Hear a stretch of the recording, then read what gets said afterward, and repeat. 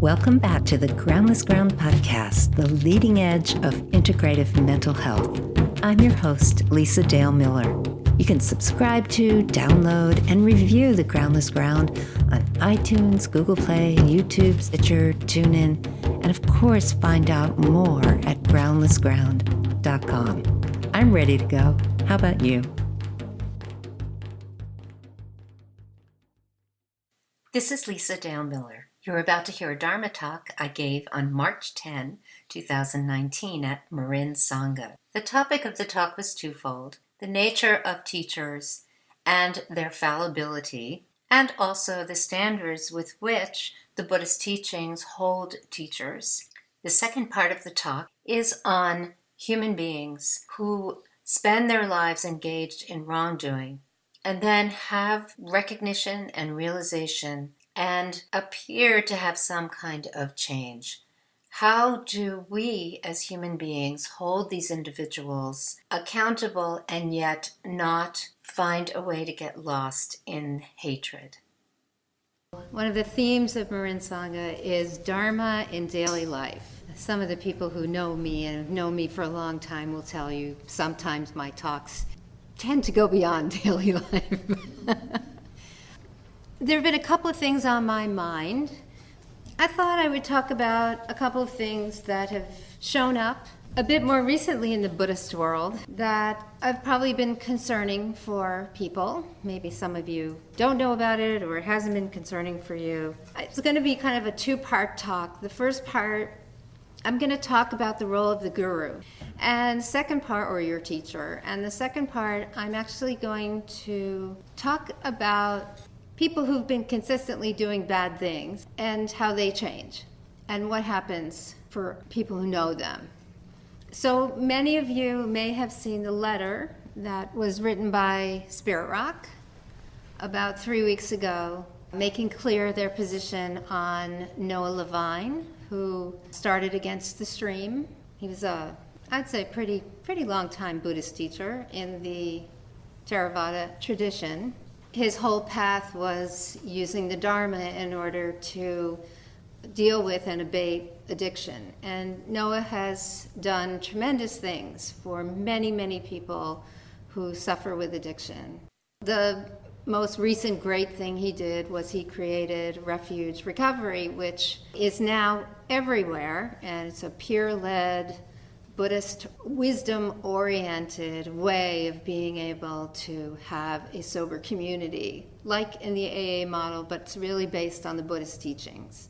And it is peer-led, so honestly, he wrote this book, which is kind of the manual for how to do it, and didn't even want to put his name on it, honestly, and then just let it go. And Refuge Recovery is huge. But unfortunately, about a year and a half ago, there were some allegations that he had misbehaved misogynistically and sexually toward women in the Sangha, some women out of the Sangha. And honestly, for a long time, I've known several teachers who are women in Against the Stream, and there has been a misogynistic bent in Against the Stream toward the women teachers for a long time.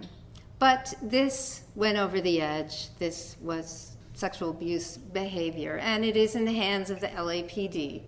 Since then, Against the Stream is dissolved. It doesn't exist anymore. Most of the teachers have gone off and started their own things, so at least the Dharma from Against the Stream is continuing in other forms, and that's wonderful. And of course, Refuge Recovery is still as vibrant and alive as ever.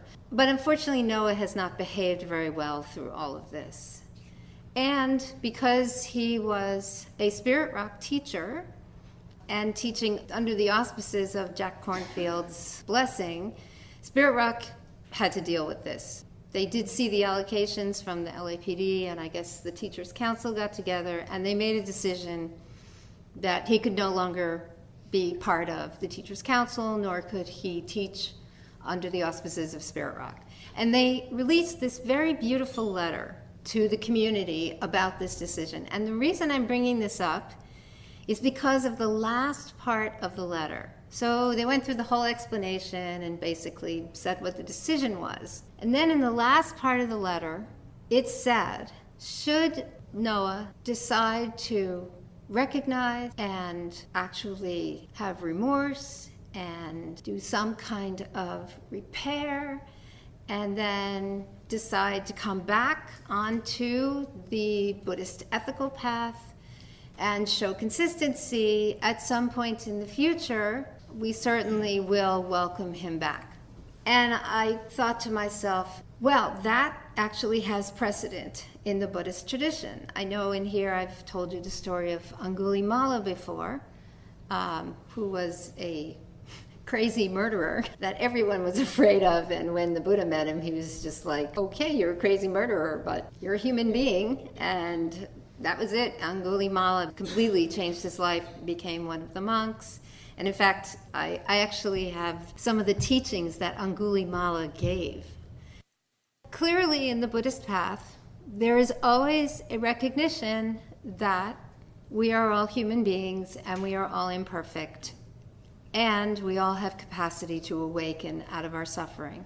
At the same time, of course, there was the whole thing with Sogyal Rinpoche, which has been going on for years, and how he's been doing all kinds of sexual misconduct with his students.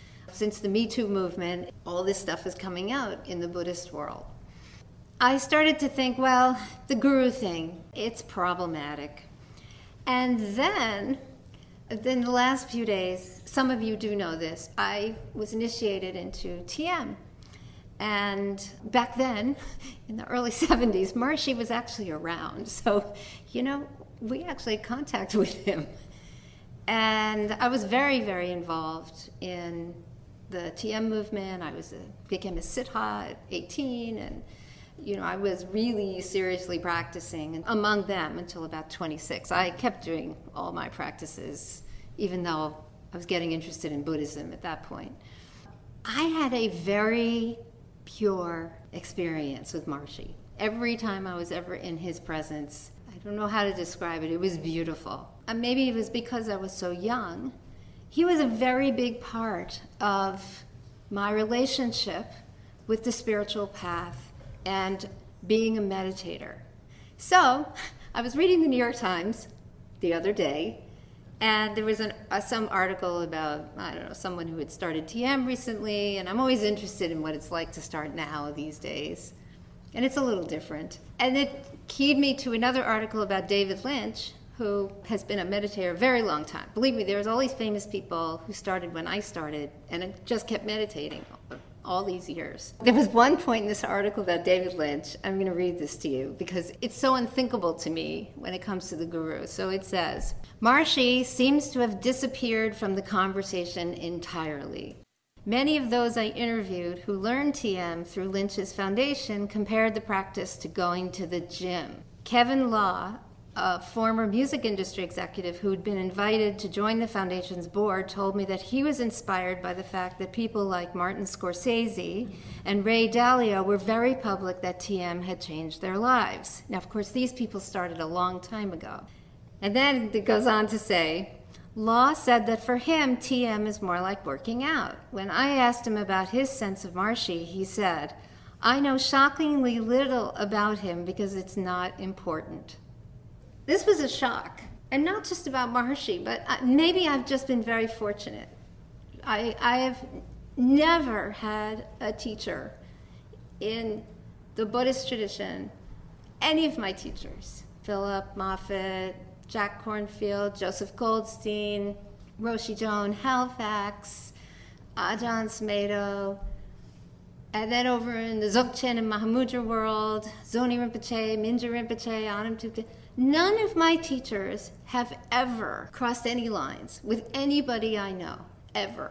They have always been a very big part of my practice. I have a tremendous amount of devotion for these individuals who have been able to shepherd me all these years through the ups and downs of my practices. And, I'm one of these people who practices every day for at least an hour. I've been doing this since I was 16, and I'm going to be 61. So I have a very long relationship with all of this, and never have I ever had a teacher who's been anything other than a precious gem for me. And yet, there's so many people who've had other kinds of experiences with teachers of all kinds. And yet, the idea that people are actually learning this precious technique, TM it goes all the way back to Shankara in 90 AD. It's profound. To think that they don't have any sense of the lineage. When I was involved with the TM movement, just like the Buddhist movement, the lineage was important. It was extremely important where the teachings came from. And so I really started to think about the role of the guru with all of this. Although there isn't much guru yoga over here in the Theravada.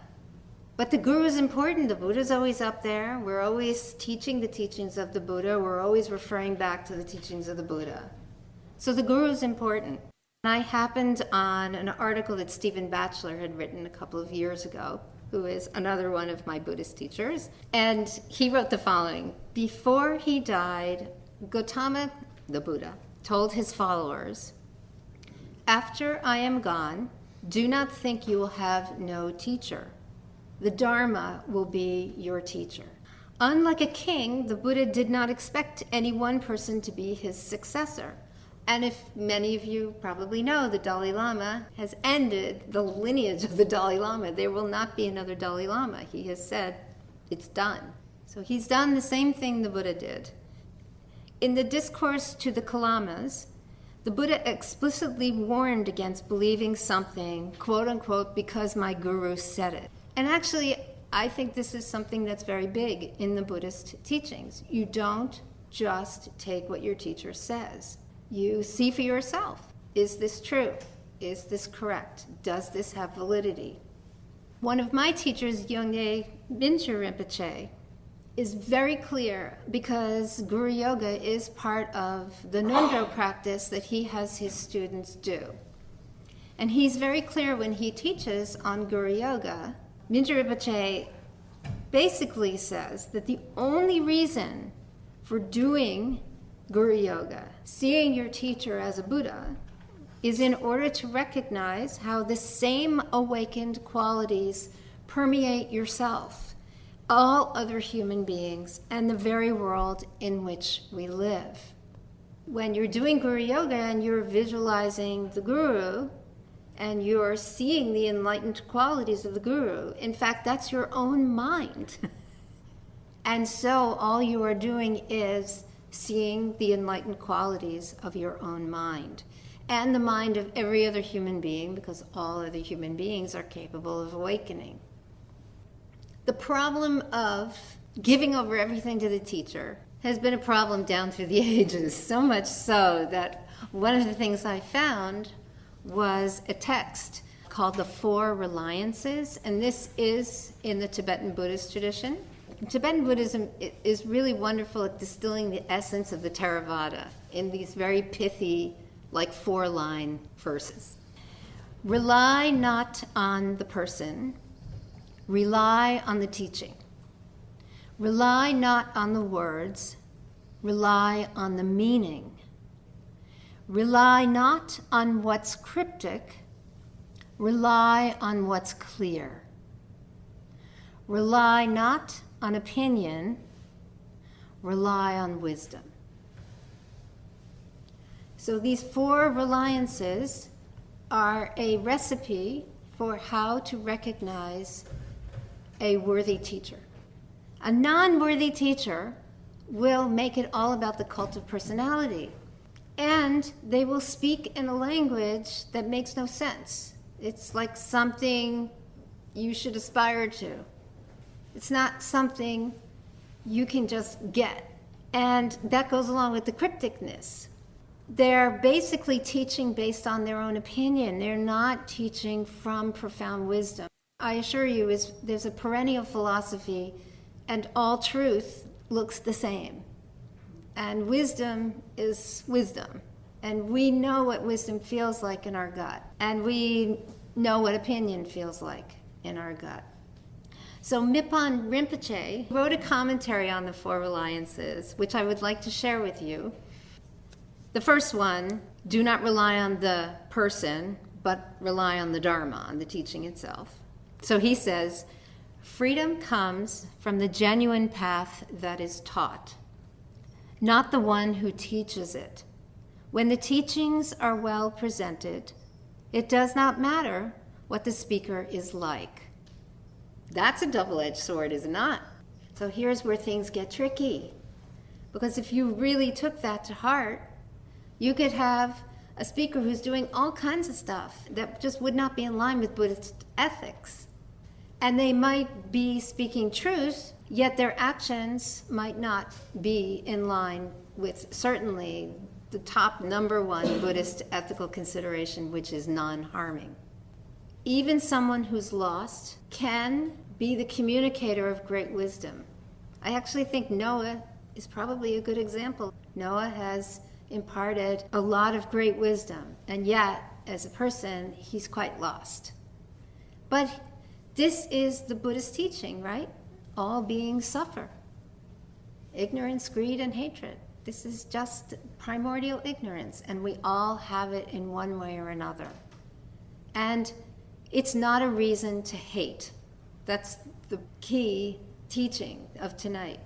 No matter what shows up, there is no reason to drop into hatred. That's just more suffering. You can recognize it's not wise, but you do not have to hate. Okay, so the second of the Four Reliances, do not rely on the words but on the meaning. So Mipam Rinpoche says the following: whenever you study or contemplate the Dharma, rely not on the words but on the meaning. If the meaning is understood, then regardless of the speaker's style, there will be no conflict.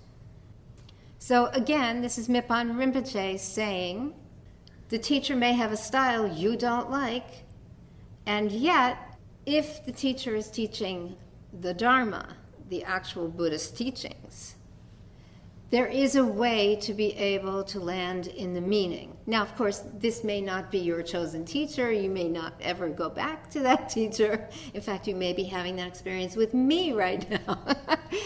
But you may still get the definitive meaning of the teachings. The third of the Four Reliances, do not rely on the provisional meaning, but on the definitive meaning. Things exist in relative existence, and yet you might view them differently from the ultimate view of not self. So here's what Rinpoche has to say about this. The omniscient one, or the Buddha, that's how he refers to the Buddha, himself, in all his wisdom, taught according to students' capacities and intentions, presenting teachings of various levels, just like the rungs of a ladder. So when I'm here with you all, I teach at a very sophisticated level because most of you are longtime practitioners. If I teach for people who've never had any exposure to the Dharma, I would not be giving this teaching I'm giving right now. And so I can talk to you and I can deliver wisdom in a way that I would not be able to do for people who do not have any kind of frame for the Buddhist teachings. And then finally, the Four Reliances. Now we go a little into the territory where sometimes I do go with you guys. Do not rely on the ordinary mind, but rely on wisdom. So how do you know wisdom? Well, Mipam Rinpoche gives some advice about how to recognize wisdom. That which operates with conceptual ideas is the ordinary mind, whose nature involves perceiver and perceived. All that is conceived in this way is distorted and will never touch upon the actual nature of reality. Any idea of real or unreal, both or neither, any such concept, however it's conceived, is still only a concept. And whatever ideas we hold in mind, it is not by any assertion or denial that we will put an end to concepts. Once we see without rejecting or affirming, there is freedom.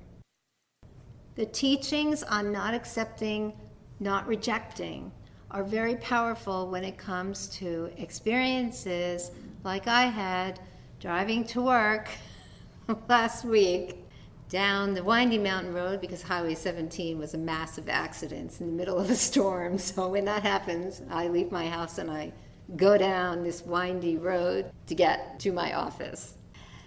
And SiriusXM does not work on the windy road because there's lots of trees and mountain, and so I couldn't listen to what I usually listen to, which is Dr. Radio, which I totally love. I turned on KQED, and there was Michael Cohen in the hearings. How many of you heard any part of the hearings? I normally don't get to hear these things because I'm usually in my office seeing patients. I had 9 minutes. And wow, it was the most amazing 9 minutes. When I tuned in, one of the Republican representatives was off on some tangent. Michael Cohen is a liar, and why should he believe him? After about 3 minutes of it, I thought, this is samsara. This man is so lost in samsara. Not only is he saying the same thing over and over again, but really, there's no purpose here. I'm sure he has some purposeful questions to ask this person. And at that moment, Michael Cohen stopped the guy in his tracks. And he said this, "You should not believe me. I have been before all of you before, and I lied. I did not tell the truth. So you should not believe me. And because you should not believe me, I have just spent weeks in my records gathering all of the paperwork, all the documents that shows all of this for all of you, and I've submitted them all, and you have them. So no, you should not believe me. Go," and he does this in the New York accent that I'm now using because I'm a New Yorker. "You should go read the documents." And I had an epiphany in that moment.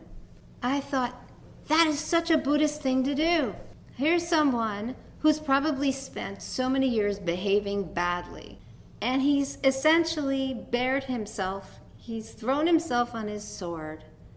And he's just said, because I am a liar, do not believe me. And because that's the case, you have documents to prove it all. So this isn't about me. It was the ultimate act of selflessness. This is not about me. And I was stunned. And then my next thought was, what does a Buddhist do with someone who's behaved so badly and is throwing themselves on their sword and telling you that they have ostensibly decided to stop doing harm and do something good? How do you regard someone like that? And it really made me think. This landed me back in the article I read in the New York Times about David Lynch. Because for any of you who know David Lynch, he's a brilliant film director, but honestly, David has been producing films from the beginning which are deeply disturbing. In fact, I remember walking out of Blue Velvet. I remember I couldn't take it. I literally left. It must have been halfway through, and I left. I guess I was 23 at the time. I don't know. This is someone who's been practicing TM and is so devoted to getting others to practice. He has this foundation which gives away TM practice, TM teachings in the military, schools, for free. And he's been doing this for years and years and years, and yet the way he comports himself, the kind of material that he creates, it's not what we in the Buddhist world would call non-harming. There was another article in the New York Times about David Lynch. The person who was writing the article questioned him about this and had gone to a bunch of different events with him. And she said, during our time together, I heard audiences ask Lynch over and over how he could create disturbing movies while dipping into a field of pure bliss. He had universally assured them that it was no problem. He has been meditating for years, and it actually helps him to be more creative, to come up with better, more visceral stories. I mean, what do you do with this? This is pure humanness. It's pure ignorance. And yet, this is coming from someone who is doing a tremendous amount of good in one way and totally unconscious about the harm that he creates in another way. So, of course, that led me back to Michael Cohen. Here's somebody who's done a tremendous amount of harm and apparently seems to be ready to not do harm any longer. That led me to dive deep into what is 2/3 of the teachings that were given by the historical Buddha, which is on ethical conduct. Yes, 2/3 of what is included in the suttas is on ethical conduct. And the ethical conduct is not just the Vinaya, which is the ethical conduct for the monks, but he did a lot of lecturing about ethical conduct for householders like us. So I thought you might be curious about what the Buddha had to say when it comes to what an ethical life looks like for people like us who live in the world. So I have several examples. The first one is from the Digha Nikaya, and this is the Sigalovada Sutta, or the Layman's Code of Discipline. And it's very interesting. I love the Buddha. He's such a politician in some ways, Obviously, he was from a royal family. The way he titled this is The Four Winning Ways. Doesn't that make you want to do discipline? Wise and virtuous, gentle and keen-witted, humble and amenable, energetic and not indolent, in misfortune unshaken, flawless in manner and intelligent, hospitable and friendly, liberal and unselfish, a guide, an instructor, a leader. Generosity, sweet speech, helpfulness to others, impartiality to all, as the case demands. Those are the 4 winning ways to behave as a layman with discipline and ethical conduct. Sounds pretty nice, doesn't it? Do any of you know someone who's like this? Yes, human beings really can do this. Because human beings really can do this, and because this is such a deep part of the heart of the Dharma, when teachers essentially don't pay attention to the ethical aspects of the teaching of the Dharma, I feel that they're doing their students a disservice. That it is very important for us to comport ourselves in an ethical manner in our lives in every way we possibly can, barring the fact that we are imperfect beings and we make mistakes too. But at least the effort should be there. Here's another example of the Buddha's teaching on ethical conduct for lay people like us. And this is from the Great Mangala Sutta. Associate with the wise and honor those who are worthy of honor. Do meritorious actions and set oneself on the right course. Have much learning. Be skillful in handicraft, well trained in discipline, and of good speech. Support your parents, cherish your spouse and children, and engage in peaceful occupation.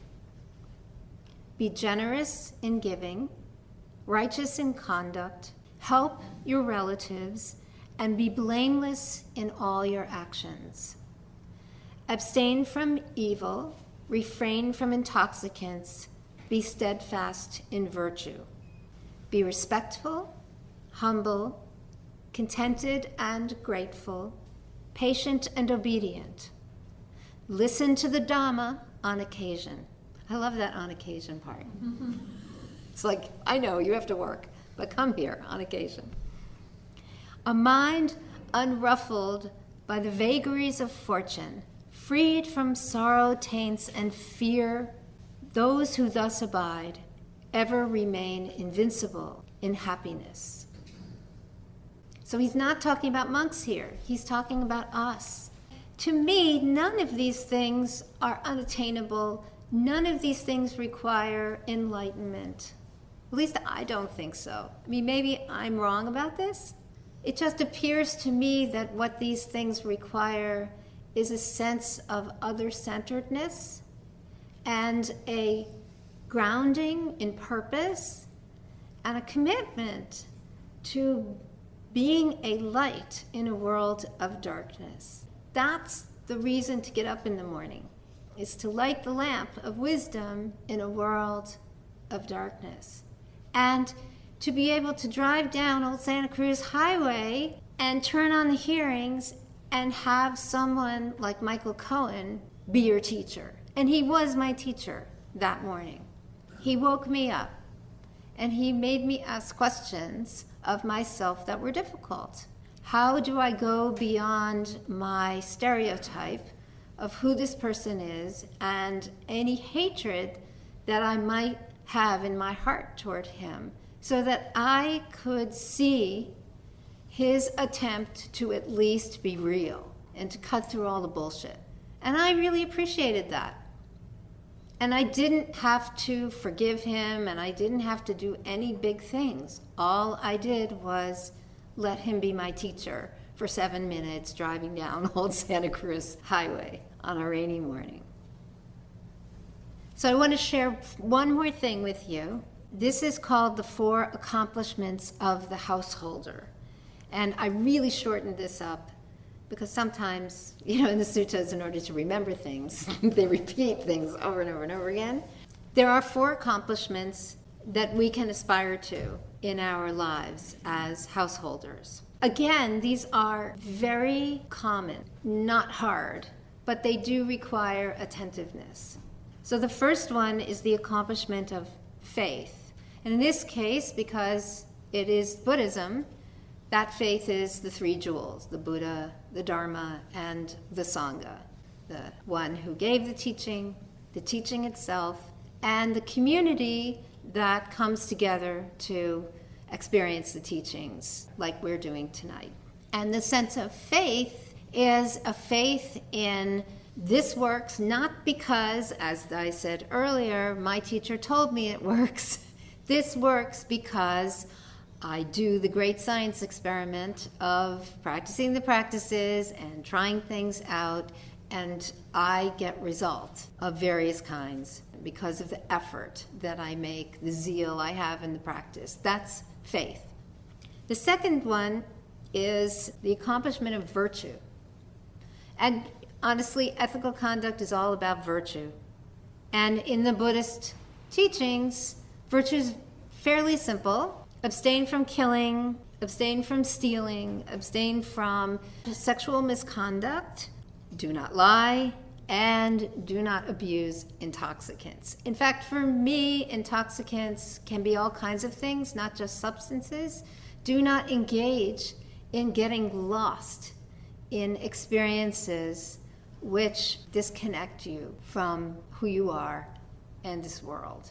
Do not get lost in your own ego story. Do not get lost in your own grandiosity. Do not get lost in your own story of brokenness. Don't get lost in any of that. Be clear, be here, be real. The third accomplishment is charity.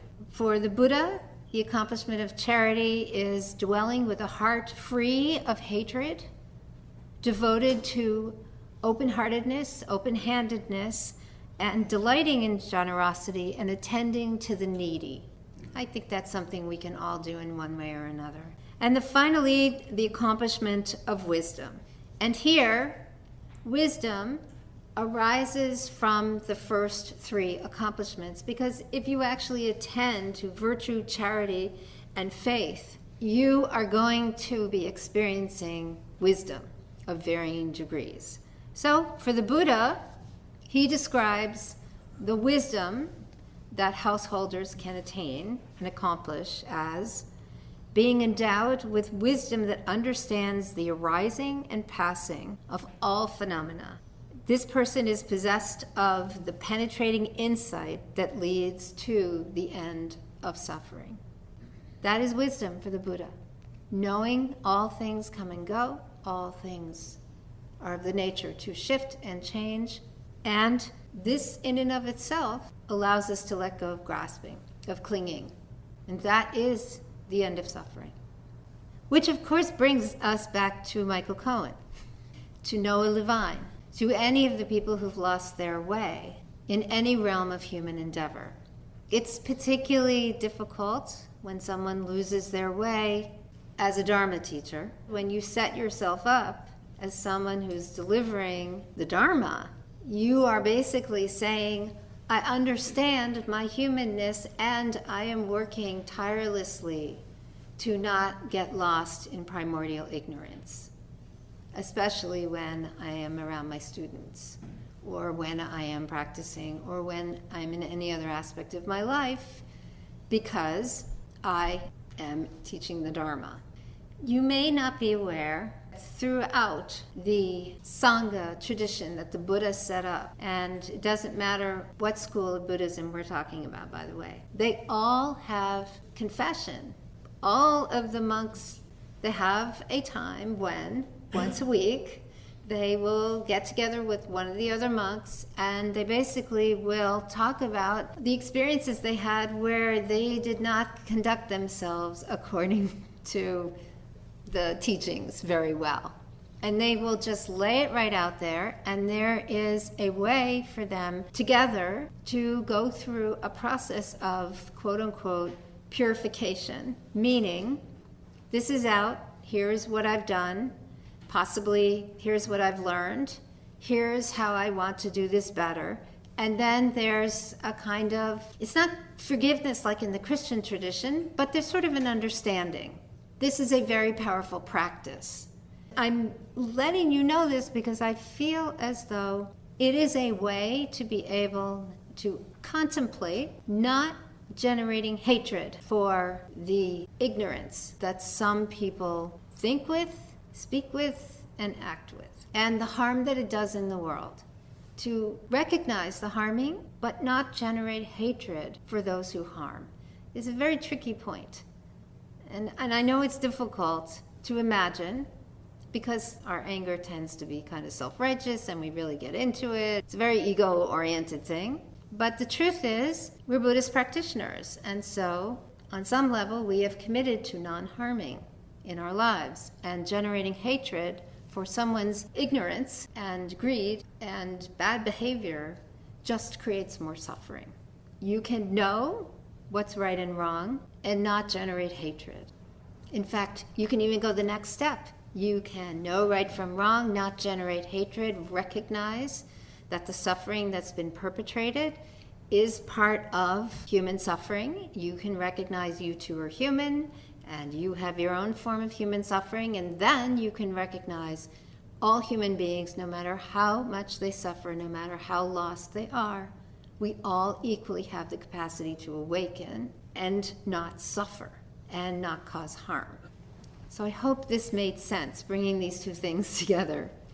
And I hope there was some meaningfulness for you. I feel as a woman teacher in the Buddhist tradition, it's important for me to speak up. Any comments, questions? So how do you reconcile the fact that Michael Cohen was actually harming Trump? His message was actually a harming message. This is what Buddhism would say about this. The Buddha was very clear about what wise speech looks like. What he said was beneficial. And no, it personally may not be beneficial for someone who is engaging in that harming behavior with him or asking him to behave in that harmful behavior. In fact, it may not be beneficial for that person in the short term, but in the long term, it may in fact be very beneficial. We can't know this, but it could be, because it might allow anyone who is involved in these acts of harming, that he is coming forward and just basically saying, here's what happened. It may in fact allow anyone involved, including President Trump, to also awaken and recognize this was not helpful, this was wrong, and I would like to do something different. And you can laugh, but it can't ever happen as part of the hatred that I'm trying to invite you all not to have, because that my small human mind can't even come close to the magnitude of possibility in this world. And since everything changes, there are many ways to be able to drop into a truth that does not include, that can't possibly happen. I just know that this is beneficial, even if in the short term it rubs up against our president's ego. But again, that's not something I'm willing to generate hatred about. Thank you. You just segued into my ending. Remember, Angulimala walked around with a necklace of bloody fingers that he'd cut off from the people he met on the street, and this is just what he did. He was just horrible, and everyone was afraid of him until he met the Buddha. Renounced all of that, actually became his attendant for a while. These are some of the verses Angulimala would go around and teach. Here's a couple of the things that he would teach. Who once did live in negligence and then is negligent no more, he illuminates the world like the moon freed from a cloud. Who checks the evil deeds he did by doing wholesome deeds instead, he illuminates the world like the moon freed from a cloud. There are some that tame with beatings, some with goads, some with whips. But I was tamed by such alone who has no rod nor any weapon. Harmless is the name I bear, who was dangerous in the past. The name I bear today is true. I hurt no living being at all. I thank you so much. Thanks for listening to today's show. To get in touch, please visit groundlessground.com. Let's dedicate our efforts to the healing of our planet and all its inhabitants. See you next time on the Groundless Ground.